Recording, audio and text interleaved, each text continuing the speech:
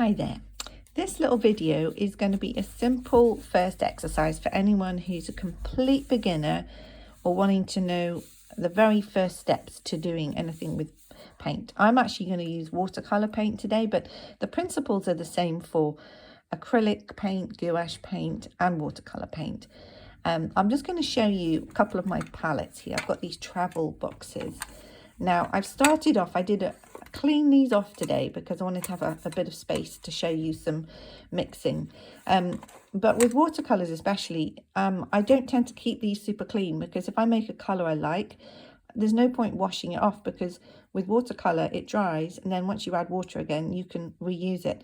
So this is all paint that you don't actually want to get rid of because paint is expensive. So unless you want to start with a clean slate like this, it's completely fine to have your watercolor paint box looking like this. So just to explain why it looks rather messy, if what some of you are wondering, why is your paint box really messy? Well, because I don't want to waste paint and I like those colours that are working. So if I need to do a clean spot, I'll just wash it off. So we're starting with a nice clean one here. This is a lovely little travel set, which, you know, you can put in a backpack and it's even got a little brush that goes in it. Excuse me. So all you really need to do some painting is find yourself a little space. I've got like about a square foot here on my kitchen table.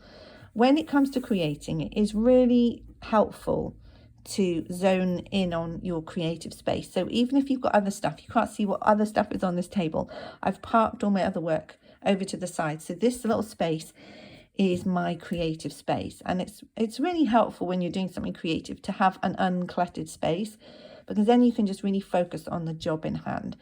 And one thing that you'll probably find is when you're doing creative things, you actually are focusing on this a lot more than you imagine, and you stop thinking about other things you're thinking about.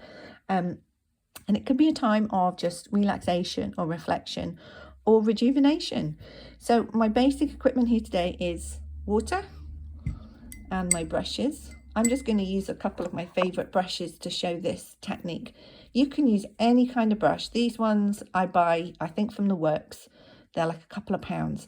So you don't need super expensive equipment. Yes, you can go ahead and buy some really fancy watercolor brushes if that's what you want to do. But the actual fact of the matter is, it's the person behind the brush that makes the work happen. So you could be painting with a matchstick, for example, and you could still do a great work of art. So don't go and bust a gut getting really expensive equipment, especially if you're just starting out. So just a little note about how to use a brush. So when you get your brush from the shop, it will actually be very nice and pointy, and it'll actually be hard because I think they put some kind of lacquer on it. So when you first get your brush from the shop, you'll want to put it in your water pot and give it a good jiggle around like that. And then if you just brush it off the side like that, you get the excess water off. You don't want loads of water at first because you need to find out how much water you need to add to your paint, but you need to have it a little bit moist. So the first exercise I'm going to show you is really just to explore your watercolors. You might have been given a set for Christmas and never used it yet. So what we're going to do is I just get my damp brush, not super wet. I'm going to go through each color in this little set. Now this I think is vermilion green, I think. Now when you get your watercolor colors, they always come wrapped up and on it will be the name of that paint. And other paint boxes will actually have it written on the back, all the sort of ingredients of what paint you've got. So it's good to know the names of the colours, but it's not super important at this stage. Now, as you can see, I'm just moving the paint over while it's still wet, and you get a lovely smooth effect. Okay, so that is my green. So now I'm going to get my brush, dip it in the water, give it a good shake, and then just do that. Now, you also can use a paper towel to just clean off any excess paint.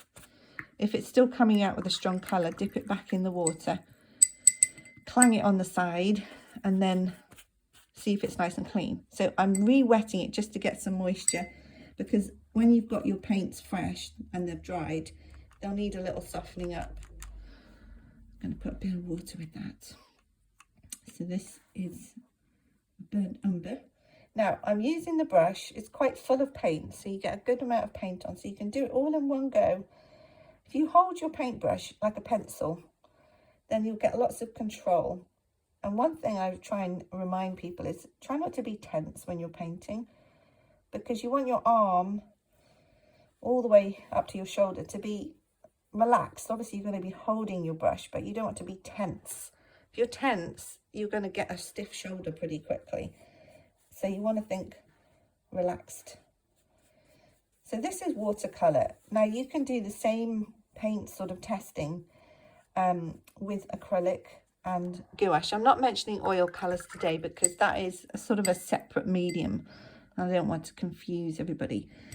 What I did to do these little circles, I just got my cinnamon pot and drew around it. So you don't have to do that, but it's quite fun to have little circles because it's also part of the painting exercise to learn to manage your brush. So we're going to put another green on here. I believe this is sap green. So if you just watch what I'm doing, I'm just pushing the brush. I've got it on a horizontal here. I'm pushing it up to the edge. And where the water is, it's going to sort of contain the paint, really. So this is just an exercise you can do to get the hang of painting. I think what a lot of people do is they get their paint set and they start doing a painting straight away. And they soon find they're getting into trouble because the paint's not doing what they want it to.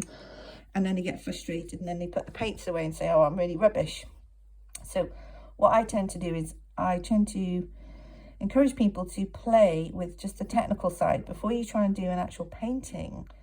Master or get used to using the brush. And if you make a mistake, don't worry. Learning to paint is all about, you're going to make lots of mistakes. You know, you've got to learn to make mistakes when you're an artist. When I was at art college, we were doing, I think, life drawing one day, and everyone was a bit like, oh, intimidated and feeling like it wasn't going very well. And we'd been working on it all day, and one of my tutors came in and said, he was actually quite frustrated with us. He said, look, if you're not going to make mistakes, you might as well go home. And he was just trying to tell us, like, look, you're going to make mistakes. That's how you learn. So if you can get that in your mind at the very beginning, you are going to make mistakes. But mistakes can be happy accidents. They can be things you learn from. So you can take a lot of these little anecdotes and apply them to other areas of life too. You know, we're not going to get everything right first time. So I'm just going in here for this ultramarine blue. It's a lovely blue. So this is just a really lovely exercise. And, you know, just using the paint in itself, you'll start to see what the paint does as you're mixing. I'm keeping it a nice even colour. I'm not adding more water to it. I'm just using what I picked up on my brush. And another word for sort of picking up paint on the brush is what's the paint load. You can load your brush up. If you've got a bigger brush like this, you mix your paint up on your palette. You can mix it up here, get a good decent amount of paint, and then load your brush up. So that's ultramarine blue. We're going in now for cadmium red. Now you can see some of my paint colours are not super clean, and probably for the thing of doing this video I could have cleaned them off to start from fresh, but I thought, well, you got to see the artist in action, you know. Now this may actually have a little bit of another colouring because it's coming up quite brown, so, but that's okay. One thing you'll do is you will learn the more you play. And really is you've got to play with paint. You can't come at it as just an academic exercise. Really, you sort of build a relationship between you, the paintbrush, and the paper and the paint. I'll just move that up so you can see what I'm doing there. So we'll do an orange. Now you can get very small sets which have got the basic primary colours, red, yellow, blue, and some in-between colours like some browns. If you go to an art shop, there are literally hundreds of little square colours that you can choose from. And they last a long time, these paints. I mean, I had one set that I was given probably 20 years ago, and the paint is still going. So you can also get watercolor paint in tubes, but that's going to take a long time to use up, and also they're quite expensive. So I think each one of these from various art companies, you can get reduced retail price ones from I think Great Art and Jackson's Art, which are UK companies, and they sell all the top brands, but because they're selling to a wide audience, they're able to get knockdown prices. So it's not expensive. Like one of these sets maybe costs about, sometimes you can get for about £15–20, and they're going to last a long time. So this is a little traveler's set, really.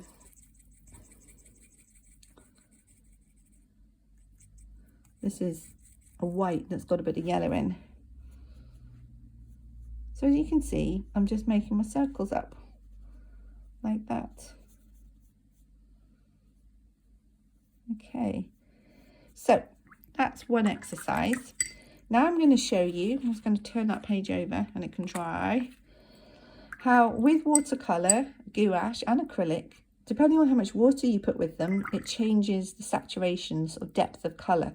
So I'm going to just try using, I'm going to move this paint pot over because I really like some of these colours I've got going here. I'm going to do this magenta. I absolutely love magenta. It's a really powerful colour to use. So what I'm going to do is, let's move that along. I'm going to mix up a good load, get a lot of paint on there, and actually put it on my palette. A good amount. So what I'm starting with a dense colour, I'm not adding extra water, I'm just getting a lovely, lovely magenta. So the exercise here is I'm going to put the magenta in the top circle. So this is kind of undiluted magenta. And I'm going to show you what happens when you add more water. You'll get a paler version. Like that. So don't worry if you go wobbly. You know, I'm actually not really into teaching people to stick within the lines when it comes to art, because it can be a bit of a handicap. But for this exercise, it's probably good for you to learn some brush control. So I'm just swapping out my water because that was getting a bit dirty. So I've got nice fresh water. Saves me getting up and having to change. So what I'm going to do now is I've got my water brush and I've loaded it up with water, and I'm just going to take it over here and add some water to this. So what you're going to see is a paler version. So to give you a good indication, I'm going to add more water. So there's about 4 drops have gone in there. Okay, so now I'm going to move across here, and we've got a paler version. Very pretty. There we go. And wash my brush off. I'm going to add more water. In fact, I don't really need to wash my brush off because I'm using the same colour. But the principle of washing your brush off is a good one, because then you don't get muddy colours.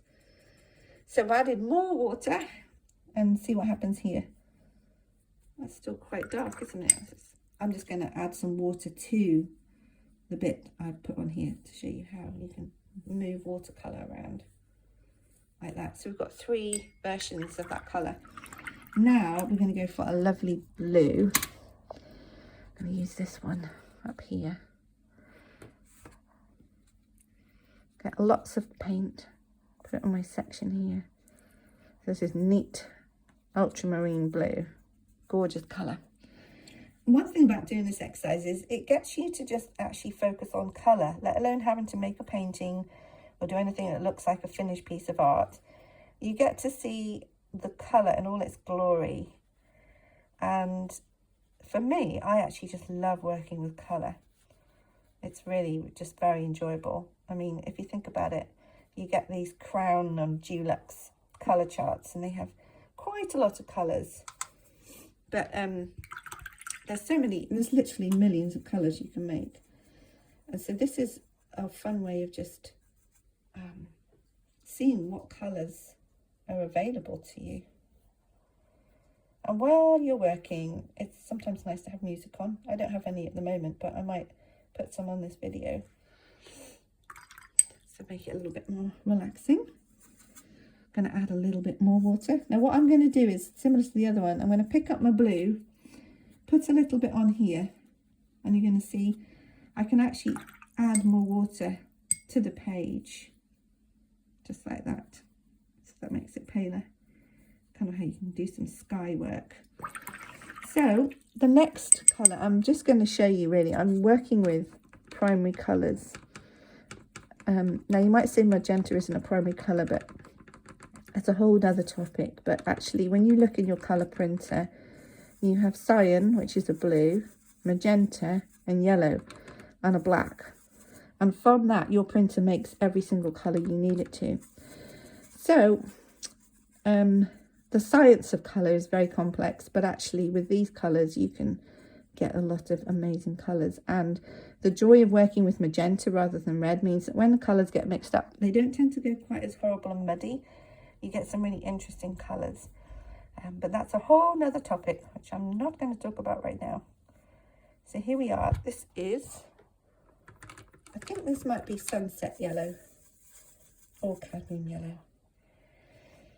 Like I said, once you get into practicing, you'll get to know the names of your colours. And if you go into a shop, you're like, oh, I want some cadmium yellow. Well, there's lots of different yellows that you can start with. There's like lemon yellow, and I think zinc yellow. The blues are ultramarine, cerulean blue, phthalo blue. What you say, phthalo? I've never known exactly how to say it, but there's some amazing colours out there. So hopefully this gives you an idea of just what you can do, just playing with your watercolours or your acrylics. Acrylics is the same principle, apart from once the paint is dried, it has dried for good. So your palette will just become a colourful palette, and you won't be able to wash it off. With watercolour, you can wash it all off. That's the only difference, really. And there's different ways of doing a painting with both types of paint. But for now, we're just looking at the technique, getting the paint onto the page. So hopefully that's given you a bit of an idea what you can do just with your new set of paints. I'm just going to show you one more little trick about mixing colour. I've got a spare page there. So I'm going to put, here's my blue. This is a very quick colour mixing. There's my blue. It's like a blue balloon. And on this exercise, we're going to choose the yellow. So yellow is going in here. Now this is something you can do with all your colours. You can choose two colours and mix them together and record what you make. So this is, we've got blue and yellow on the palette. Now what I'm going to do is I'm going to get a bit of my blue and pop it over here. There we go. Let's do this so you can see it. There's my blue. I'm going to wash my brush off so I don't make my yellow paint messy. Pick up a bit of yellow and I'm going to add it to this. And we get our green. I know this sounds really basic, but it is just really fun when you start to see the science of colour. We sort of take it for granted, but it is just amazing, the science of colour. So there we have a green. Now if you wanted a more yellow green, you'd put more yellow with it. Or you wanted a bluer green, you put bluey green with it. So let's do this again with, we'll do yellow and red now. This is something you can just practice on your own, doing different colour mixing. Now I'm going to do another video all about just different brush strokes you can get with your different shape and size brushes. Now I've said red, but let's, for the sake of argument, I'm just using the magenta, which I know looks like it is pink, but let's go for magenta and then see what the two colours do when you mix them. There we go. Now I'm going to mix some yellow. I'm going to mix this over here. Move that a little bit. So I'm going to pick up my magenta. Put the magenta here. There we go. And then wash my brush off. Go pick up some yellow from over here. and we're going to get an orange. Yay! So that's a really quick little exercise to get you going if you've just been given a paint set and you don't know what to do with it. As I said, when you finish with this, you can either mop it up with a paper towel or leave it to dry and we can reuse it. Obviously, if you want to save paint, leave it on there, but if you need to use different colours, clean it off. At the end of your paint session, wash your brush off. Really make sure there's no paint in there, like that. And then get your paper towel, dry it off, and just run it a few times, turn it, and then I like to just finish making them, getting all the hairs in the same line, and you can put it away. Okay,